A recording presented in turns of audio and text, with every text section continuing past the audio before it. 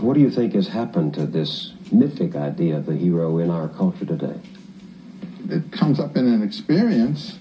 I think, I remember during the Vietnam War seeing on the television the young men in helicopters going out to rescue one of their companions at great risk to themselves. They didn't have to rescue that young man. It's the same thing working. It puts them in touch with the experience of being alive.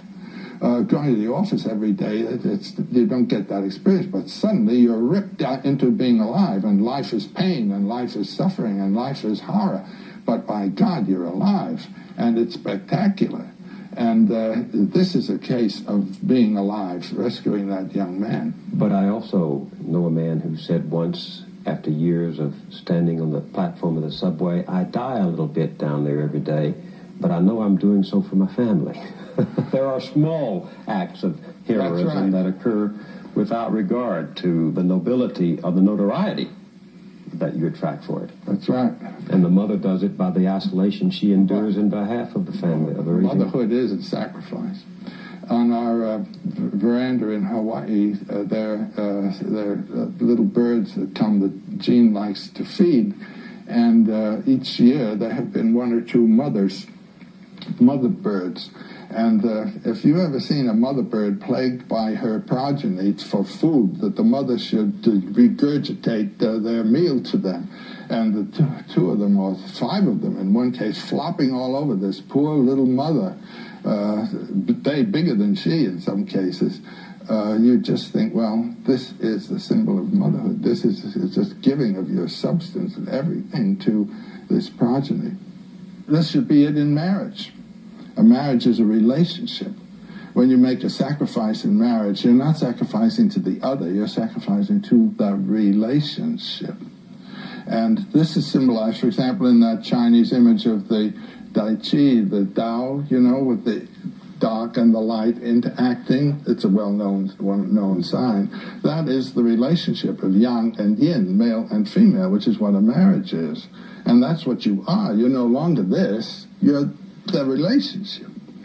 And so marriage, I would say, is not a love affair, it's an ordeal. And the ordeal is sacrifice of ego to the relationship of a two-ness, which now becomes the one. One not only biologically, but spiritually, and primarily spiritually. Primarily spiritually. But the necessary function of marriage in order to create our own images and perpetuate ourselves and children. But it's not the primary one. No, that's really just the elementary aspect of marriage. There are two completely different stages of marriage. First is the youthful marriage, following the wonderful impulse, that nature has given us in the interplay of the sexes biologically, and in then the reproduction of children.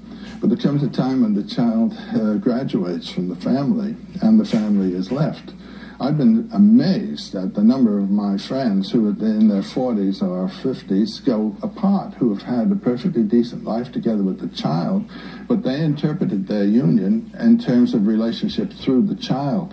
They did not interpret it in terms of their own personal relationship to each other. Utterly incompatible with the idea of doing one's own thing. It's not one's own thing, you see. It is, in a sense, one's own thing, but the one isn't just you, it's the two together.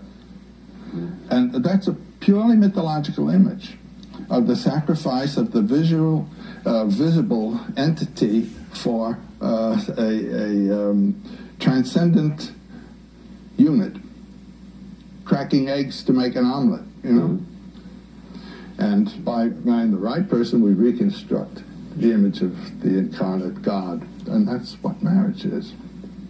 The right person. How does one choose the right person? Your heart tells you it ought to. Your inner being. That's the mystery. You recognize your other self.